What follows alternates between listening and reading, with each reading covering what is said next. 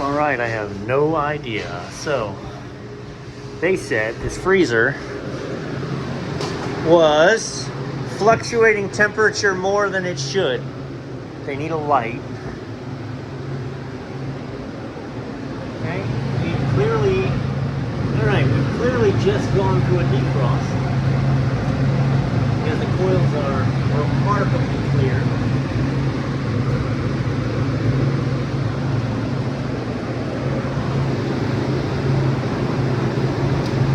All of our fans are running. We are very cold. Because of course we are. Okay, this place got me once before. This is the cooler and this is the freezer underneath, but this is the cooler and this is the freezer up here, even though they have separate chases because they're freaking terrible.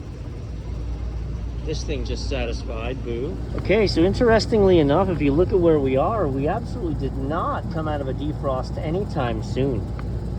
So for those coils to be that clear is remarkable.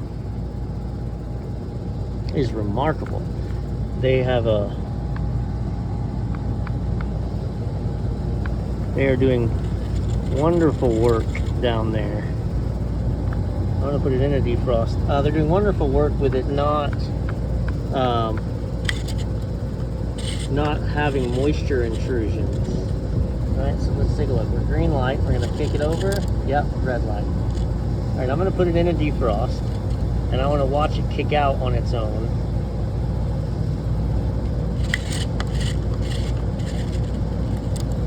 There we go.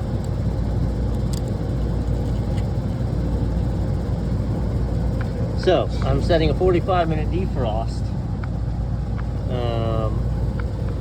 I will look at the other equipment up here while this is doing this. This unit got an overhaul in December. It had a bad fan motor. It did not have a fan cycle control. They had a headmaster which had been bypassed. So we put a fan cycle control on it. We put a new low pressure control on it, I think. And fan motor, yeah. So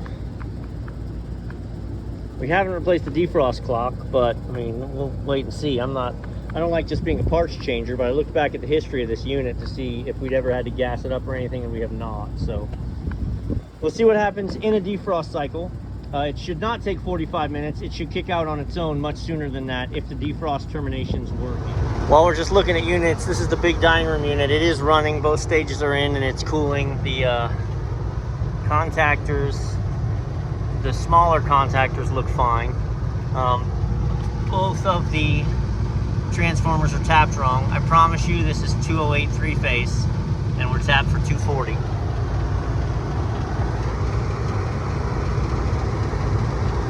Just trying to look at the serial number on it to get a gauge of, boy, that is shot 15. Nope. 13.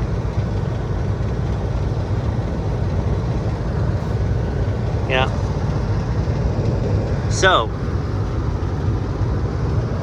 week 27 of 2013. So for 15 years, these have been tapped wrong. Nobody's ever caught that. I'm not gonna change it now. Not gonna change it now.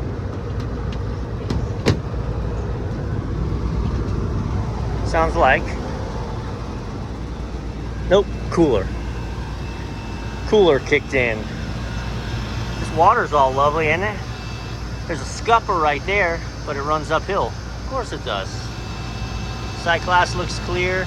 I had to come out on a pouring rainy day. It was leaking. That is my big blue from that day. I haven't been here since. I had to gas it up. I did find the leak at a Schrader, at the high pressure Schrader, I remember actually, which is why this is here. I had to replace that Schrader valve.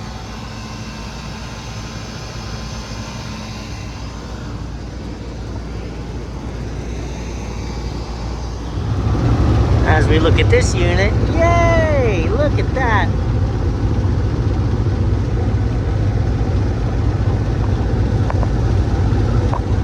What is that? Only 25% of your coil?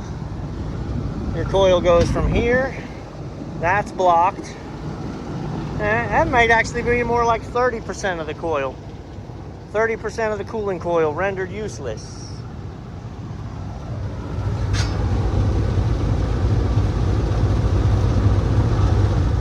All right, I don't know what it's been. It's been 20 minutes. Let's go take a look at something inside and see what we can see. I think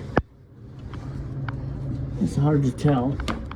All right, hang on, I'm just gonna look here. So I'm reading 48.51. It's hot. This defrost termination, if you look in at the coil,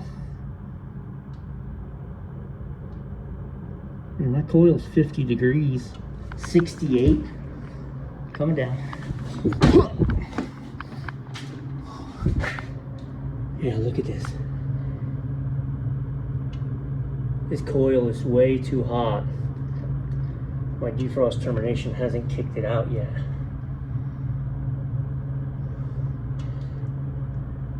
Obviously the burners are stupid hot, but you know, what's the temperature of the physical coil in there?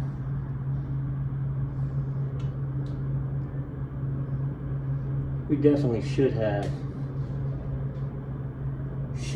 pulled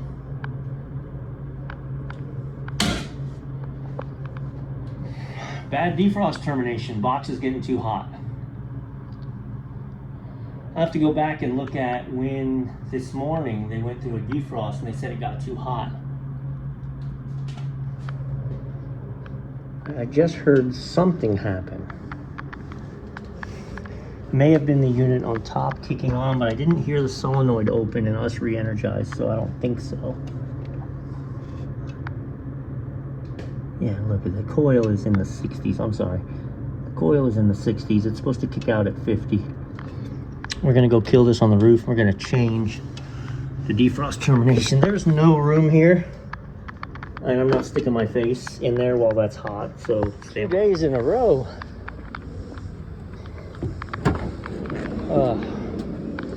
Listen, it's a little bit of a mess, but Milwaukee finally made this drawer. And I know you're like, what's with all the yellow tools? I had the yellow tools already, and I'm transitioning to the reds, but this drawer is so nice. But I didn't have room, right? So that stack right there, I didn't have anything here.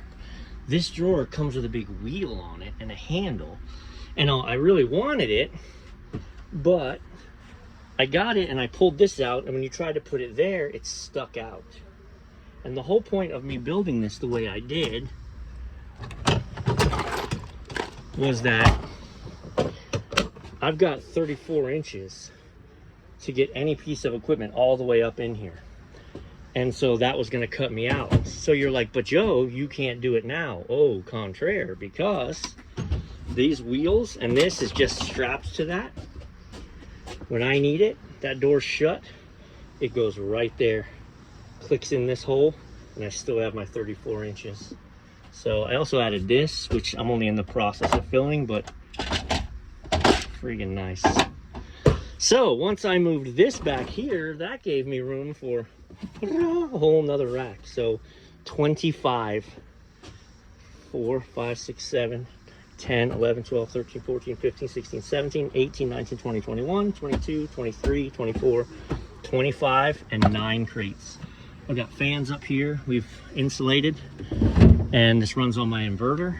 And when I'm driving down the road, leave the van running and it ACs all this.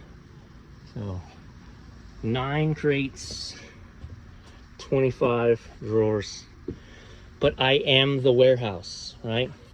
So ice cream machine parts, right? I am the Electro-Freeze warehouse. I am the Stolting warehouse.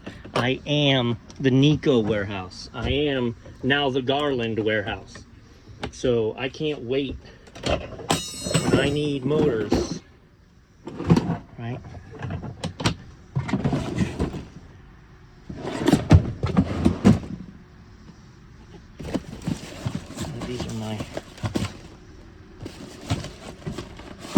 I keep them all. All right, anyway, what are we actually here for? Pressure switches. Oh, what are we hitting? There we go. And I keep 2 of these, and I used one yesterday, and I'm using one now, and I'll be out. So my local supplier manager who watches my videos, gonna need 2 of those tomorrow. Let's go. All right, I don't have to do this one very much, but if you pull those 2 screws out, this electrical panel actually moves out of the way, and now you can get in here where you need to get to without jamming your face and your tools in that tiny little spot. All right, so there it is. I have this off at the breaker and at the disconnect on the roof. All right, so what I will do, and I've verified, with the meter that we are indeed de-energized. That wasn't very tight to the plate, which can be a problem in itself. Yeah, what's crazy, see, it feels cold comparatively to this is hot.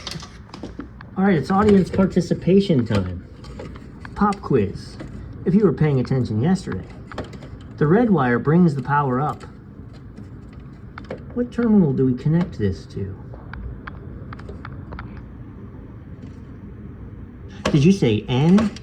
That's correct. So, we actually leave the old one connected anyway in case you didn't know the answer, and it is indeed connected to N. So that comes off, and the new one goes on. Okay. The black wire, which is going to activate our fan, connects to which terminal? Did you say F1? That's correct. F1 will provide half of our load to the fans, and F2 will provide the other one. And for bonus points, F2 is jumped to what terminal? 4. That's correct, because 4 is the cooling circuit on the defrost clock. And our brown wire, which is our defrost termination wire, connects to what? That's right. Did you say X? Great job. Good job, Handy Manny. You just wired a fan cycle control. I have this turned off in 2 places. There, and on the roof. It gets its power from the roof. So what should happen now is realize that it hadn't kicked out of its defrost already. It's definitely going to now because that sensor was in my van. But also, we saw it was 67, 68 degrees against that wall, and it still wasn't kicking out. So when I hit the breaker upstairs, we should hear the solenoid, well, you're not gonna hear the solenoid open, but the solenoid will open and we should hear the rush of refrigerant, and then we should start. Ta-da! So even though we are still in a defrost, it kicked out of the defrost because of the X termination. What time is it? 4:30. Let's make this right. This way we can see if the clock's working properly. If we set it for 4:30, and then the next time we're here, it's way off.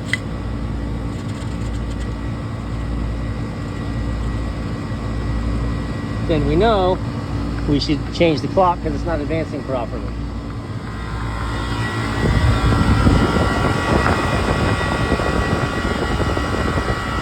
We got a good looking sight glass. Compressor sounds good, fans look good. All right, so as she runs, we get the tiniest drag of bubbles in there. We're gonna let this eat. Now it is. All right, my MO is this. I always just weigh the bottle in the van, clear it out, and then I take it to the roof, and when I bring it back down, it'll tell me how much I use. Be other things going on, but what we do know for a fact We've got that open. I want to bleed it. So there we go. We got liquid. Okay.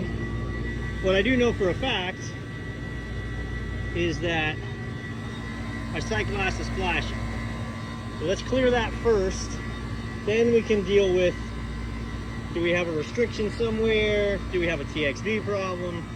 So I just restarted the unit and that fan is not running. Was it running backward before and I didn't realize? Somebody go back and look at the video and tell me, was that running backwards before?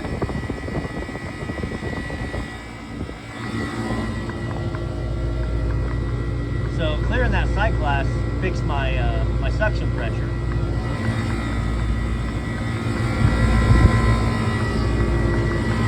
We're gonna let it run for a little while.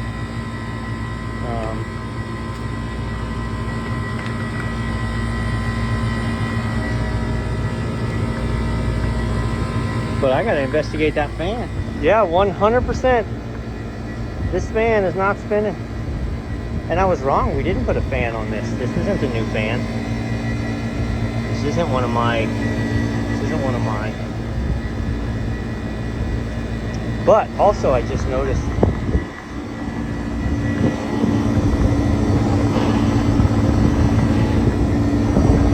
Look, that fan. Hang on, it's a better angle. This is rubbing on the panel. Right there. That is definitely going to rub out. We're going to have to pry this over a little bit. So owners watch these videos, and so I always like to show this. I know my fan's bad, but I just cut the wires. There you go. We were feeding 208 volts to this fan and it wasn't spinning. Proof we need a new fan. Hey, there she is.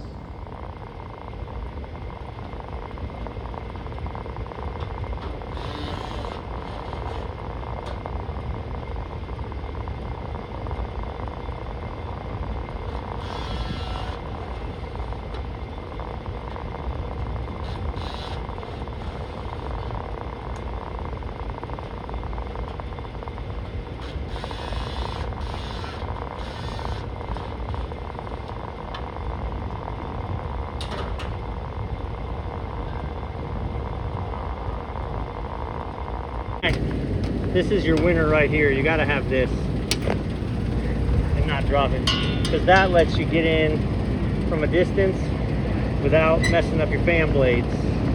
Get your fan blade pulled. These, just got these. So there are 8 wrenches and I only have to carry 2, all the way up to 3/4, all the way down to 1/4. So 3/8. Yeah, baby. The less tools we can carry, the better. I just got the dreaded phone's too hot, cool it down. I was going to talk about the wiring schematic, but so we can do it quick. I haven't bolted this in yet, but so we know we're running 230, 208, right?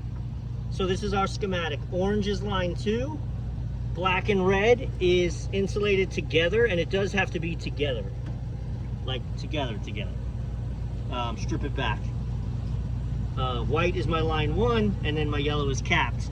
This yellow and orange is your direction, so I think that's right. We're gonna see if it spins the right direction or not. Tick, tick, tick. So we're gonna tighten these in, and then I've got to make here's my lines, and I've already stripped back what was my white and my orange. All right, let's bump it for direction. Hey, that's right. All right, zip ties, wire management. Now we take our previous head pressure, which was 325, and we're gonna pull it down where it belongs. All right, so this is why everything's so connected. Now that we don't have false head pressure, we have more bubbling in the sight glass, and I've got 60 degrees of superheat, which is like, could that even be right? We'll let this box eat. Yeah, so as I put a little bit of pressure into it, we're pulling our superheat down. we're not going to be running much lower pressure than that. So our saturation temperature is not going to change. But we're burning off the refrigerant too fast. There's not enough refrigerant in my evaporator. So either my TXV is not letting it through, which it is, because as I add some gas, I am getting a change in superheat, which is all I'm looking for. My pressure is going to be stable, but my superheat should be changing. All right, so of course, by the time I got superheat and everything dialed in properly, she's satisfied. So I'm getting cleaned up now. She was running right at 300 head pressure, 22 suction, and we were right at about 23 degrees of superheat. So and that made it efficient, and that made it satisfy real quick. So there you go, baby. One more look downstairs. This is substantially lighter than it was. It was way short. 2.5 pounds. 2.5 pounds.